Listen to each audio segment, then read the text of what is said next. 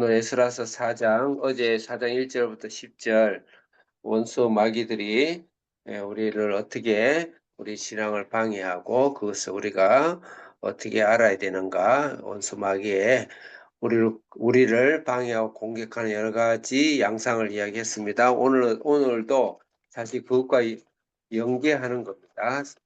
같은 주제로 봐야 됩니다. 먼저 다시 한번 그림을 좀 그려보세요. 1장, 2장, 3장, 4장 얼마 안 되니까 뭐 몰라도 괜찮아요. 그림을 그려봅시다. 1장은 고레스 왕이죠. 고레스의 이방 구원 그렇게 한번 생각을 해보시기 바랍니다. 그리고 거기에 그릇 이야기가 쭉 나와요. 성전을 건축하기 전에 그릇을 왜 보냈을까? 구원을 위해서 우리의 마음의 가짐, 마음에 영접하는 마음의 문을 여는 그런 의미로 우리가 영적으로 우리가 해석하면 좋겠죠. 2장은 족보 이야기가 나와요. 족보 이야기, 족보는 족보와 함께 생명책에 기록된 우리 이름을 생각하면 좋겠죠. 족보, 생명책. 1장은 고래서 구원, 2장은 족보, 생명책. 그러니까 생명책 당연히 지만 5%밖에 생명책에 돌아오지 않았어요. 재해와 사망과 슬픔과 죽음이지만 그것을 알고 있지만 하나님 앞에 회개하고 돌아오지 않는 90%의 사람들 생각하면서 거기서 느비딤 오히려 종된 사람이 하나님께 앞에 오고 또 이 세상에 별 스펙이 없는 사람이 돌아온다. 우리가 스펙이 없으니까 돌아왔지 우리 스펙이 있으면 우리가 돌아왔겠습니까? 그래서 2장은 족보 생명책, 3장은 예배입니다. 예. 3장은 그 족보에 실린 사람이 항상 날마다 삶의 우리 예배를 드려야 되겠죠. 영적 예배는 너무 당연하죠.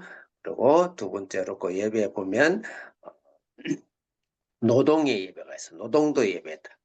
일도 예배다. 이 세상의 삶의 자세도 예배다. 그렇게 지금 이야기를 하고 있죠. 그래서 3장은 예배장이다. 그래서 예배를 우리가 영성과 우리의 이 삶의 영성까지 우리가 예배로 생각하자. 오늘 어제 4장은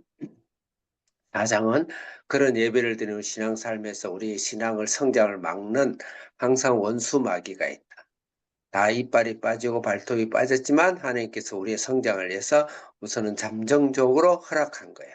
그 대적이 우리를 공격할 때 여러 가지 있었죠. 그 대적에서 일단은 우리가 그 대적에 이기기 위해서는 그 대적에 대해서 영적 전쟁이라는 걸 반드시 우리가 인식하고 준비해야 된다. 우리의 육적이고 이 세상의 상황과 이 세상의 논리와 상황과 설명과 팩트로만 설명하지 말고 반드시 영적 싸움이다. 그 다음에 이제 두 번째로는 영적인 이 사탄은 비슷하게 온다. 비슷한 모양으로 온다. 알아보지 못하게. 그 다음에 세 번째로는 여론전, 심리전 하더라.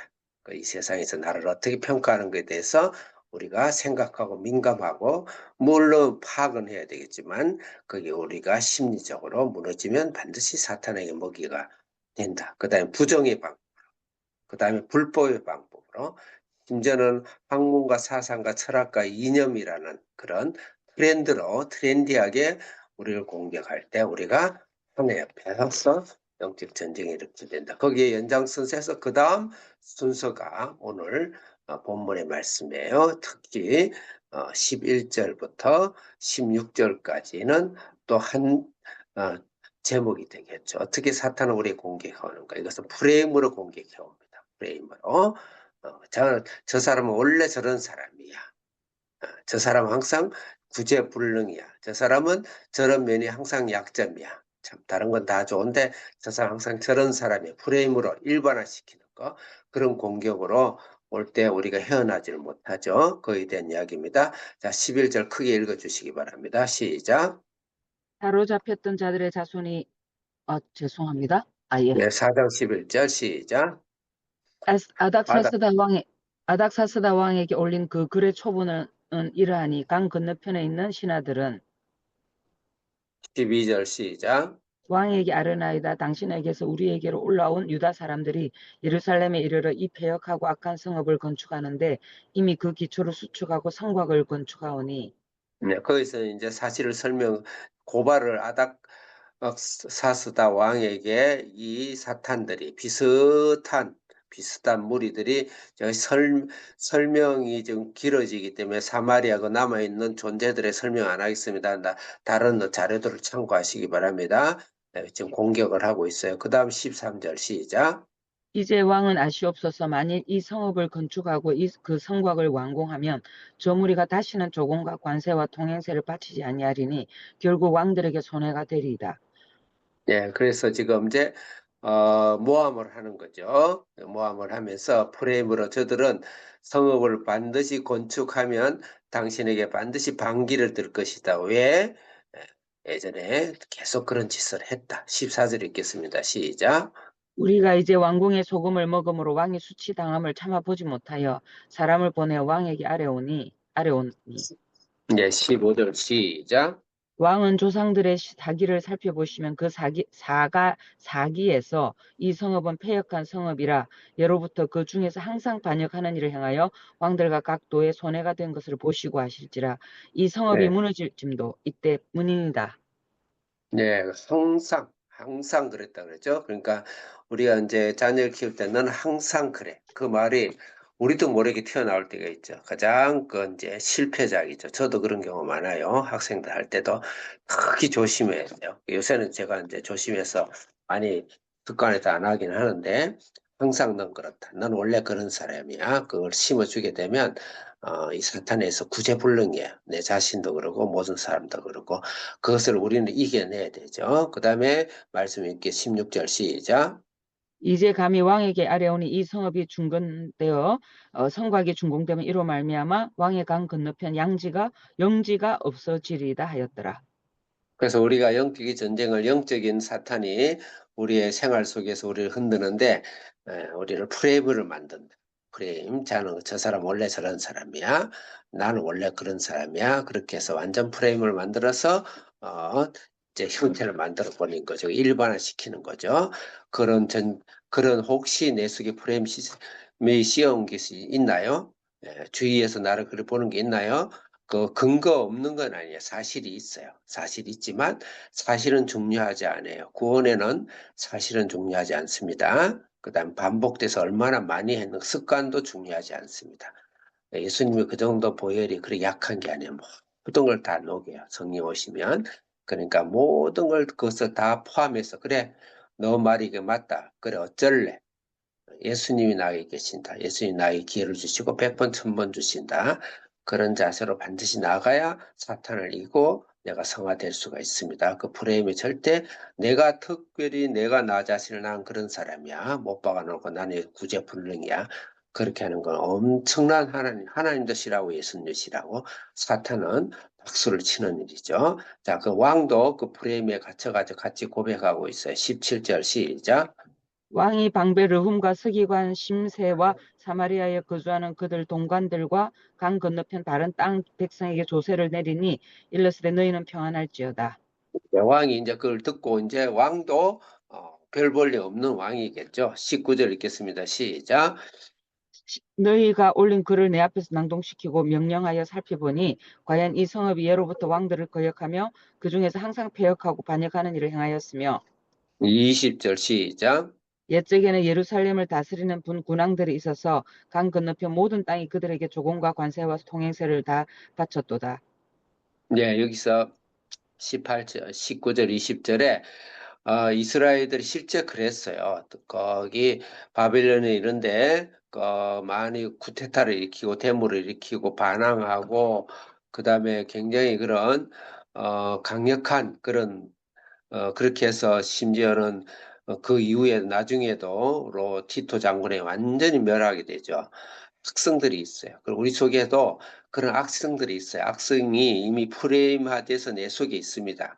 그걸 부인할 수는 없어요. 부인할 수 없지만 믿지는 말아라는 거죠. 동조하지는 마세요. 우리는 거룩함을 가니까. 그래서 그리고 특히 20절에는 이 군왕들, 특히 솔로몬, 다윗이 심지어는 그 지역 전체를 점령한 그 기록들을 쭉 보고 있잖아요. 그러면서 그것을 좋은 것도 나쁜 프레임으로 사실은 플러스를 시키는 거, 상승시키는 거죠. 21절 읽겠습니다. 시작. 이제 너희는 명령을 전하여 그 사람들에게 공사를 그치게 하여 그 성을 건축하지 못하게 하고 내가 다시 조서 내리기를 기다리라. 네, 그래서 건축 중단 명령을 내리죠. 22절 시작. 너희는 삼가서 이 일에 게으르지 말라. 어찌하여 화를 더하여 왕들에게 손해가 되게 하랴 하였더라. 23절 시작. 아닥사스다 왕의 조서 초본이 르훔과 서기관 심세와 그의 동료 앞에서 낭독되매 그들이 예루살렘으로 급히 가서 유다 사람들을 보고 권력으로 억제하여 그 공사를 그치게 하니. 네, 그래서 우리 세상의 모든 것은 합심해서 우리를 프레임으로 씌운다. 우리를 프레임으로 씌운다. 거기에서 우리는 인간은 죽을 수밖에 없죠. 그렇지만 우리가 이길 수 있는 유일한 방법, 그걸 초월할 수 있는 방법은 예수 그리스도의 은혜입니다. 프레임이 맞지만 그 프레임을 예수님 포로된 자를 해방한다 그랬죠. 포로된 자를 해방하고 눈먼 자를 뜨게 하고 이 모든 프레임과 결박을 벗어나게 하는 분이 예수님입니다. 여러분 믿으시죠? 예. 그래서 그 예수님을 믿으셔야 돼요. 내가 혹시 프레임이 사실이에요. 또 그 프레임을 내가 부인해도 안 돼요. 이 사실은 이스라엘 백성은 계속 반항하고 거기 순응하지 않고 그 다음에 상식 이하의 짓을 많이 했거든요. 그리고 그렇지만 그것을 인정하고 나는 원래 그런 사람이 맞아. 하지만 예수님이 그것을 포함해서 그럼에도 불구하고 나를 구원하셨어. 그 신앙으로 하나님께 담대해야 돼요. 자, 24절 마지막 읽겠습니다. 시작. 이에 예루살렘에서 하나님의 성전 공사가 바사 왕 다리오 제2년까지 중단되니라. 공사가 중단되더라. 이거는 우리의 신앙의 성화와 신앙의 성장이 중단된 것이죠. 중단된 것. 그래서 내가 신앙의 성장이 중단된 적이 언젠가, 또 얼마나 자주 중단됐는가를, 또 어떤 것 때문에 나는 주로 지금 어제부터 오늘까지 어떤 것 때문에 나는 내 신앙의 성장이 중단되는가를 생각하면서 오늘 생각하고, 그 다음에 학개와 스가랴 보면 이들이 이 성전을 짓는 게 15년 동안 16년간 중단되거든요. 학개와 스가랴가 고발하기는 성전은 뒷전이고 자기 집만 짓더라 그랬어요. 그래서 하나님이 이것을 합력의 선에서 이런 어려움을 같이 보내신 거예요. 혹시 하나님의 성전, 하나님의 거룩한 신앙의 성전은 우리가 짓지 않고 중단하고 혹시 내일에 바빠서 내 삶이 그 자체가 목적이 되어져 있지 않은가 그것도 생각하면서 우리가 성전을 우리가 공사를 중단하는 그 어릴 때 믿는 신앙과 인격이 나이가 들어도 똑같다. 그건 중단된 것이죠. 그렇지 않도록 오늘 내다보고 여러분 우리 기도하고 주님 앞에서 이 악한 원수 마귀를 결박을 푸는 믿음으로 예수 그리스도 나를 다 용서하신 나를 용납하고 용서하는 그런 시간 되시기 바랍니다. 하나님 아버지 감사합니다. 오늘도 하나님의 이 모든 것을 우리가 사실인 것을 인정하고 우리 하나님이 그럼에도 불구하고 예수님 우리의 죄악과 우리의 사슬을 다 풀어 헤친 것을 믿고 오늘도 거룩한 성전의 중단 없이 주님 앞에 나가게 하옵소서. 예수님 이름으로 기도합니다. 아멘.